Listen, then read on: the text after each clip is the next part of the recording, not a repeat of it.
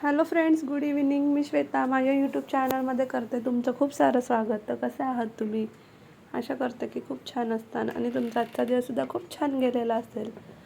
तर आता वाजलेलं आहे संध्याकाळचे 6:30. तर आमचा चहा वगैरे झालेला आहे. तर आपण घरी असो किंवा जॉब करणाऱ्या स्त्रिया असू दे, काम हे सगळ्यांना करावंच लागतं. आणि मुलं जोपर्यंत मोठी होत नाही तोपर्यंत आपली खरंच खूप धावपळ होत असते. तरी पण आपण तेवढं सगळं मॅनेज करायचा प्रयत्न करत असतो. तर आमचा चहा वगैरे झालेला आहे आणि शौर्य आणि स्वरा टी व्ही पाहतात आहे. तर इथे मी दुपारचे भांडे जे होते ते क्लीन करते आहे. तर सर्दीमुळे थोडासा त्रास होत होता म्हणून मी मेडिसिन घेऊन थोडा वेळ आराम केला. त्याच्यानंतर उठल्यानंतर आमचा चहा वगैरे झालेला आहे आणि आता इथं मी भांडे घासते आहे. तर भांडे झाल्यानंतर किचनसुद्धा क्लीन करायचं आहे. त्यानंतर मग स्वराचा होमवर्क घ्यायचा आहे. मग तिचं होमवर्क घेऊन झाल्यानंतर मग आपली घरातली छोटी मोठी कामं असतातच. तर माझ्या चॅनलवर कोण नवीन असेल तर त्यांनी चॅनलला सबस्क्राईब करायला विसरू नका. तसेच शेजारील असलेल्या बेल आयकॉनवर क्लिक करा, जेणेकरून तुम्हाला मी टाकलेल्या व्हिडिओची नोटिफिकेशन मिळेल. तसेच जर तुम्हाला माझा व्हिडिओ आवडलास तर लाईक आणि शेअरसुद्धा करा. तर जी गृहिणी हाऊसवाईफ असते ती घरातलं जे रुटीन असते तेच दाखवते. एखाद्या वेळेस कधी कुठे बाहेर गेलं तर ते थोडंसं वेगळं दाखवण्याचा प्रयत्न करत असते. तर माझी मुलं लहान असल्यामुळं माझं बाहेर जास्त जाणं काय होत नाही. पण जेव्हा कधी मी जाते तेव्हा ब्लॉगमध्ये नक्कीच दाखवत असते.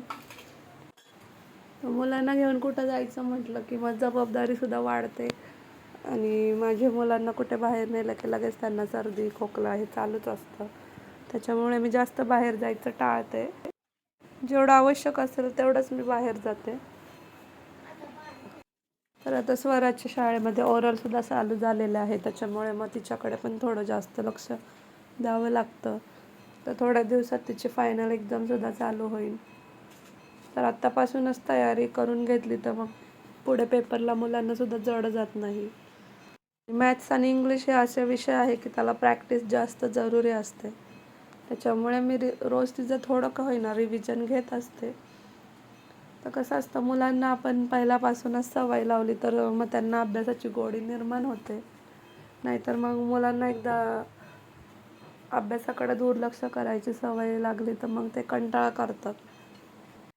आणि रोज आपण मुलांचा लिमिटेड अभ्यास केला तर त्यांना ते करायला कंटाळासुद्धा येत नाही आणि आपण थोडासा हसून खेळून अभ्यास घेतला तर मग मुलंसुद्धा आवडीने अभ्यास करतात. तर आपल्या वेळी जी शिक्षण पद्धती होती तेव्हा अभ्यासाचा बोजा जास्त असायचा. त्या मानाने आता अभ्यास खूप कमी आहे आणि आता परीक्षेचं स्वरूपसुद्धा खूप बदललेलं आहे. तर आपल्या लहानपणी संगणक इतकं काही शिकवलं जात नसायचं. त्या मानाने आता मुलांना स्वतः ते ऑपरेट करायला शिकवतात आणि प्रोजेक्ट वगैरेसुद्धा आता जास्त वाढलेले आहेत. म्हणजे आता जसा काळ बदलेल त्यानुसार मुलांची शिक्षण पद्धतीसुद्धा बदलत जाणार. पण पूर्वीच्या मानाने आत्ताच्या मुलांवर अभ्यासाचं ओझं कमी करण्यात आलेलं आहे. लहान मुलांना ट्युशन लावण्यापेक्षा आपणच थोडंसं रिव्हिजन घेतलं तर त्यांना ते इझिली समजून जातं. उगाच ट्युशन लावून आपण त्यांच्यावर डबल अभ्यासाचा भार देतो. त्यामुळे मग त्यांना ती अभ्यास पद्धतीच कंटाळवाणी वाटते. तर ज्यांना खरंच आवश्यकता आहे त्यांना क्लास लावणं जरुरी आहे. पण ज्या मुलांना आपण शिकवलेलं समजतं त्यांना घरीच आपण थोडंसं लक्ष देऊन शिकवलं तर त्यांना क्लास लावण्याची काय गरज नाही असं मला वाटतं. आपण लहान होतो तेव्हा आपण मैदानी खेळ खूप खेळायचो. पळापळी तर आपला सगळ्यात फेवरेट गेम होता. पण आत्ताची मुलं घराच्या बाहेर जायला नको म्हणतात, मैदानी खेळ खेळायला नको म्हणतात. त्याच्यामुळे ते आपल्या मनाने खूप कमी चंचल वाटतात आणि त्यांचा शारीरिक विकास व्हायलासुद्धा मग अडथळे येतात. तर मुलांना खरंच आवर्जून बाहेर खेळायला पाठवलं पाहिजे. तर आता मैदानी खेळांची जागा मोबाईल, टी व्ही यांनी घेतलेली आहे. त्यामुळे त्या मुलांच्या मेंदूवर उगाच नको ते परिणाम होतात ते आणि मग त्यांच्यामध्ये चिडचिडेपणा येतो. हल्लीच्या मुलांमध्ये जरा जास्त चिडचिडेपणा आहे कारण त्यांना मोबाईल, टी व्ही यांचं खूप वेड असतं आणि स्पेशली कार्टूनमुळे ते इतके त्याच्यामध्ये दंग होऊन जातात, तर त्यांना समोरचं काय बोलतं याचंसुद्धा भान राहत नाही. त्याच्यामुळे टी व्ही मोबाईल हे कमीच केलं पाहिजे. तर इथे माझे भांडे वगैरे घासून झालेले आहेत आणि मला आता किचन क्लीन करायचं आहे. तर आपलं स्वयंपाकघर स्वच्छ असेल तर आपलं मनसुद्धा प्रसन्न राहतं आणि आपल्याला स्वयंपाक करतानासुद्धा खूप प्रसन्न वाटतं.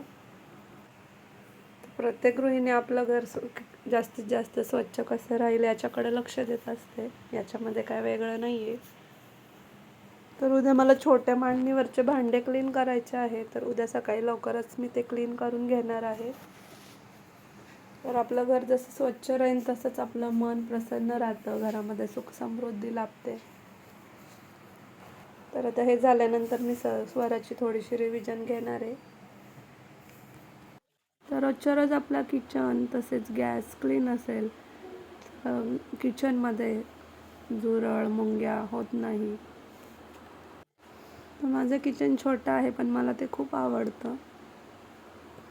किचन जितकं मोठं असेल तितका आपला पसारा पण वाढतो. तसं छोटा किचन असल्यामुळे लगेचच्या लगेच सगळ्या वस्तू जिथल्या तिथे आपण ठेवून देतो. तर माझे व्हिडिओ तुमच्यासाठी यूजफुल असतात का, किंवा तुम्हाला माझ्या व्हिडिओतून काय शिकायला मिळतं का, ते मला कमेंटमध्ये नक्कीच सांगत जा. कारण तुमच्या चांगल्या कमेंटमुळे मला अजून काहीतरी चांगलं करण्यासाठी इन्स्पिरेशन मिळतं. तर माझं किचन वगैरे क्लीन करून झालेलं आहे. त्यानंतर किचनवरचे जे शेगड्या असतात त्यासुद्धा आपण व्यवस्थित क्लीन करून ठेवायच्या, कारण त्याच्यावर चहा वगैरे म्हणजे नाही सांडत पण कधीतरी आपलं सांडलं जातं. आणि शेवटी राहतो तो बेसिंगचा एरिया. तर बेसिंगसाठी मी वेगळी घासणी यूज करते, कारण कसं बेसिंग तेलकट वगैरे होतं. तरी तर शौर्यामध्येच आलेलं आहे. स्वराचं त्याचं सारखं भांडण होत असतं, म्हणून तो मला बोलवायला आलेला आहे. तर तुमच्या घरात सुद्धा 2 लहान मुलं असेल तर असंच वातावरण असेल, कारण बहीण भावांचं जास्त जमत नसतं. स्वरा आणि शौर्याची जास्त करून कार्टूनवरूनच भांडण होतं, कारण स्वराला वेगळं कार्टून बघायचं असतं आणि शौर्याला वेगळं कार्टून बघायचं असतं.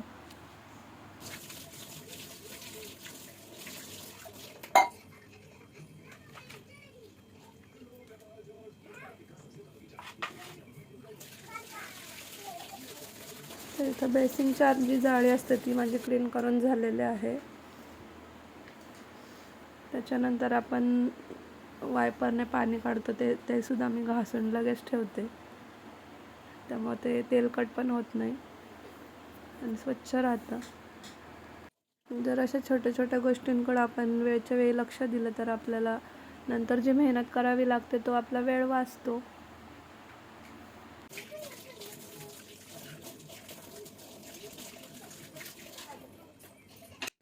तर फायनली माझं सगळं किचन क्लीन करून झालेलं आहे आणि इथे मी शेगड्या लावून घेतलेल्या आहेत.